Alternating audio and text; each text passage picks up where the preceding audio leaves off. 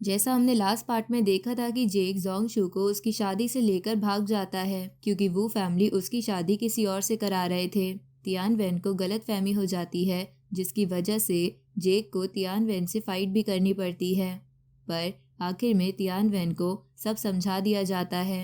अब आगे तो कहानी की शुरुआत होती है और हम देखते हैं चेन एकेडमी में एक फाइटिंग कंपटीशन हो रहा था जिसमें चारों एकेडमी से लोग आए थे और सामने चारों फैमिलीज के लीडर भी बैठे थे जो कंपटीशन में आए डिसिपल्स की स्ट्रेंथ देखने के लिए तैयार थे।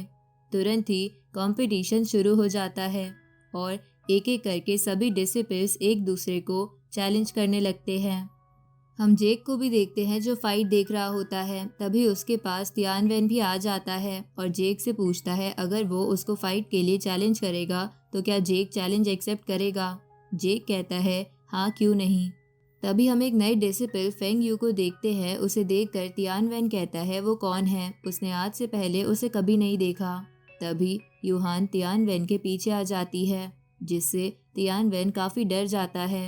अब तियानवेन उन दोनों से माफी मांगने लगता है उस रात के लिए क्योंकि उसे पूरी बात नहीं पता थी और उसने बिना बात समझे फाइट शुरू कर दी थी। पर यूहान अब भी खुश नहीं दिख रही थी, इसलिए वो जेक को लेकर जाने लगती है। फिर तियानवेन वापस उनके सामने आ जाता है और फिर माफी मांगने लगता है। यूहान तो अब भी नहीं मान रही थी, पर जेक के कहने पर वो मान जाती है। अब तियानवेन यूहान से पूछता है क्या वो उस लड़के फेंग यू को जानती है कि वो कौन है।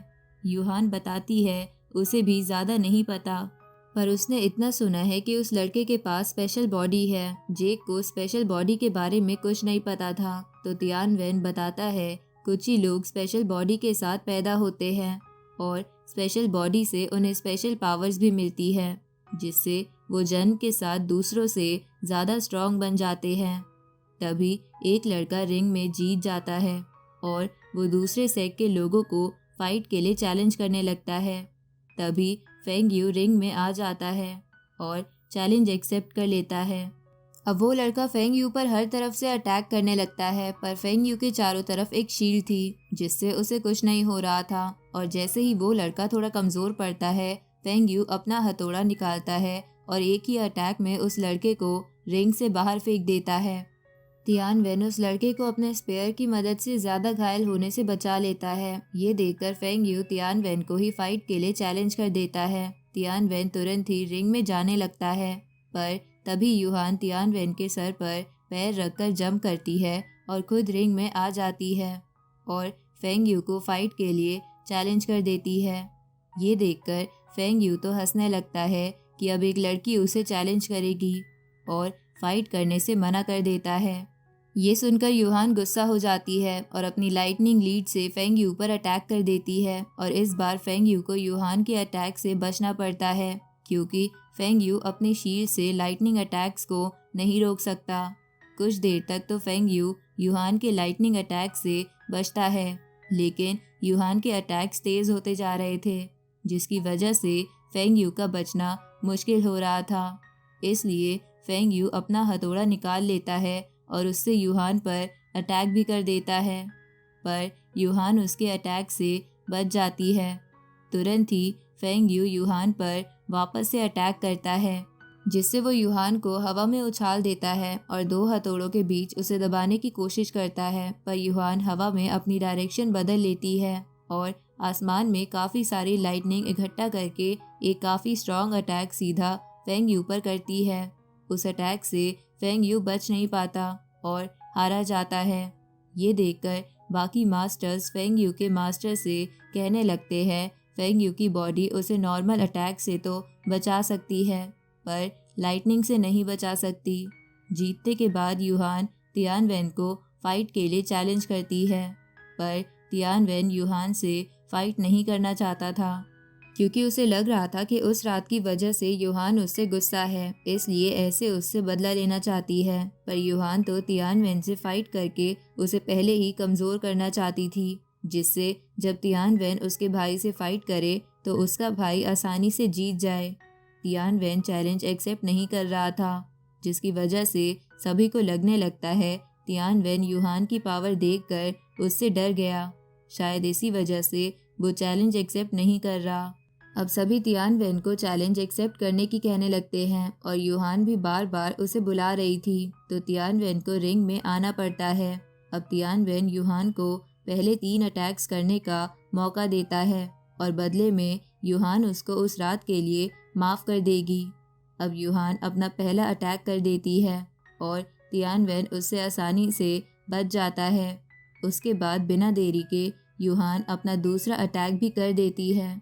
उस अटैक से बचने के लिए तियान वेन को अपना स्पेयर बीच में लाना पड़ता है, पर तियान वेन उस अटैक को भी रोक देता है। तियान वेन यूहान को बताता है कि अब उसके पास सिर्फ एक अटैक बचा है। यूहान तुरंत ही वापस से आसमान में लाइटनिंग ले आती है और उससे तियान वेन पर अटैक कर देती है। तियान वेन उस अटैक से बचने के लिए एक स्लैश अटैक करता है, जिससे यूहान का अटैक ख़त्म हो जाता है और तियान वेन का अटैक सीधा यूहान के लगता है, जिसकी वजह से यूहान नीचे गिरने लगती है, पर तियान वेन उसे पकड़ लेता है। ये देखकर सभी को लगने लगता है कि उन दोनों के बीच कुछ है, पर यूहान तियान वेन के मुंह पर मुक्का मार देती है और जेक के पास चली जाती है और जेक से उसका बदला लेने की कहती है। अब तियान वेन भी जेक को चैलेंज कर देता है और रिंग में आने की कहता है। जेक तुरंत चैलेंज एक्सेप्ट कर लेता है और रिंग में भी आ जाता है। अब उन दोनों की फाइट शुरू हो जाती है और वो इंग भी दूर से देख रहा होता है। तियान वेन और जेक दोनों एक दूसरे पर पूरी पावर से अटैक कर रहे थे और एक दूसरे के अटैक से बच भी रहे थे।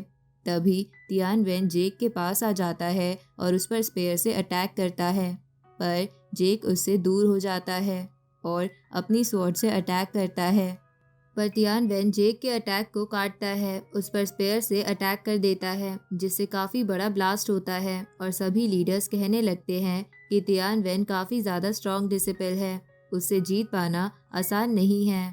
पर जिन फैमिली के लीडर कहते हैं अभी मैच ख़त्म नहीं हुआ। तभी वहाँ एक और ब्लास्ट होता है और हम देखते हैं जेक की बॉडी इतनी ज़्यादा स्ट्रॉन्ग है कि उसने अपनी बॉडी से तियान वेन का स्पेयर रोक लिया। ये देखकर तो सभी मास्टर हैरान हो जाते हैं कि जेक ने इतनी कम उम्र में अपनी बॉडी को इतना स्ट्रॉन्ग कैसे बना लिया। वो इंग भी काफ़ी गौर से फाइट देख रहा था और वो नोटिस करता है कि जेक की फाइटिंग टेक्निक काफ़ी ज़्यादा उस आदमी से मिल रही है जो उस रात जोंगशू को लेकर भागा था, और वो इंग काफ़ी जल्दी समझ भी जाता है कि जेक ही उस रात जोंगशू को लेकर भागा होगा। ये सुनकर तो वो इंग के साथ वाला लड़का काफ़ी गुस्से में आ जाता है और अभी जेक को पकड़ने की कहता है, पर वो इंग उसे रोकता है और यूहान के साथ खड़ी एक लड़की पर इशारा करता है और कहता है अगर वो अपनी फैमिली के एल्डर को इस बारे में बताएगी तो ज़्यादा मज़ा आएगा। इधर जेक और तियान वेन एक दूसरे पर काफ़ी स्ट्रॉन्ग अटैक्स कर रहे थे, जो देखकर सभी फैमिली लीडर भी हैरान थे कि वो बच्चे अभी से इतने स्ट्रॉन्ग होते जा रहे थे और कुछ साल बाद तो वो एक मास्टर बनने जितना स्ट्रॉन्ग हो जाएंगे। तभी वू तोंग की नज़र वो इंग पर जाती है जो किसी की तरफ जा रहा था, जिससे वो समझ जाता है ज़रूर वो इंग को कुछ पता चला है। इसलिए वू तोंग भी अपनी तबीयत का बहाना लगाकर सभी लीडर्स के बीच से चला जाता है। यहाँ अब भी जेक और तियान वेन फाइट कर रहे थे और किसी को समझ नहीं आ रहा था कि कौन जीतेगा, क्योंकि दोनों में से कोई कम नहीं था। अब हम यूहान को देखते हैं और उसके साथ वाली लड़की जोंगशू ही थी। जोंगशू को डर लग रहा था कि जेक जीत पाएगा या नहीं, पर यूहान उसे डरने से मना करती है क्योंकि काफ़ी जल्दी उसका भाई तियान वेन को धूल चटाने वाला है। तभी उनके पास वो इंग आ जाता है और यूहान से कहता है वो यहाँ क्या कर रही है, उसे तो सामने बैठना चाहिए, पर यूहान उसे जाने की कहती है क्योंकि वो यहीं सही है। वो इंग फिर भी यूहान और उसकी दोस्त को चलने की कहता है, तो यूहान अपनी दोस्त के साथ वहाँ से जाने लगती है, पर वो इंग उसका रास्ता रोक लेता है और यूहान से कहता है उसका गंदा प्लान सबके सामने आ चुका है। यूहान को गुस्सा आ जाता है और वो इंग को रास्ता देने की कहती है, पर वो इंग फिर भी नहीं हटता, तो यूहान अपनी लाइटनिंग लीड निकाल लेती है। ये देखकर तो सभी लोग जेक और तियान वेन की फाइट छोड़कर उन्हें देखने लगते हैं। अब वो इंग भी गुस्से में आ जाता है और अपनी स्वॉर्ड निकाल लेता है। वो इंग सीधा जोंगशू का हाथ पकड़ता है और उसे लेकर जाने लगता है। यूहान उसे बचाने की कोशिश करती है, पर वो इंग का साथी यूहान के सामने आ जाता है यूहान के चिल्लाने की आवाज़ सुनकर जेक और तियान वेन रुक जाते हैं और उनकी तरफ जाने लगते हैं। वू इंग जोंगशू को लेकर जाने लगता है, पर जेक उसके सामने आ जाता है और अपनी स्वॉर्ड वू इंग के गले के सामने ले आता है। इधर वो लड़का यूहान को मारने वाला था, पर तभी तियान वेन बीच में आ जाता है और उसे देखकर तो वो लड़का काफ़ी डर जाता है। जेक वू इंग से उस लड़की को छोड़ देने की कहता है, पर वू इंग नहीं मानता और कहने लगता है वो ऐसे कैसे वू फैमिली की होने वाली बहू को अपने साथ रख सकता है। ये सुनकर तो सभी हैरान हो जाते हैं, पर जेक जोंगशू को अपनी तरफ खींच लेता है। वू इंग जेक से कहता है अगर वो झूठ नहीं बोल रहा तो उसने उस लड़की का चेहरा क्यों छुपा रखा है, सभी को चेहरा क्यों नहीं दिखा देता। तभी वहाँ वू तोंग आ जाते हैं और वू इंग से कहते हैं कि वो सभी के बीच ऐसे तमाशा क्यों कर रहा है, ये अच्छे संस्कारों की निशानी बिल्कुल नहीं है। वू इंग साइड हो जाता है और वू तोंग जोंगशू की तरफ देखते हुए कहता है कि उसे ऐसे सभी के बीच तमाशा नहीं करना चाहिए। वू मेंशन में चले, वहाँ वो उससे आराम से बात करेगा। पर जेक बीच में आ जाता है और कहता है वो कहीं नहीं जाएगी। ये सुनकर वू तोंग को गुस्सा आ जाता है और जोंगशू को लग रहा था कि ये सब उसकी वजह से हो रहा है, उसकी वजह से कितने लोगों को दिक्कत हो रही है। यूहान जोंगशू को लेकर जाने लगती है, पर वू तोंग इशारा करके गार्ड से उसे रुकवा देता है और कहता है वो कंपटीशन में ऐसे दिक्कत खड़ी करके कहीं नहीं जा सकते। आगे वू तोंग कहता है ये कंपटीशन सभी बड़ी फैमिली से जुड़ा हुआ है, वो इस तरह इसे बेकार करके नहीं जा सकता। तभी भीड़ में से भी एक बंदा कहता है उन्हें जवाब चाहिए। जेक मन में सोच रहा था अगर जल्दी ही बात नहीं बनी तो उसे जोंगशू को यहाँ से निकालना होगा।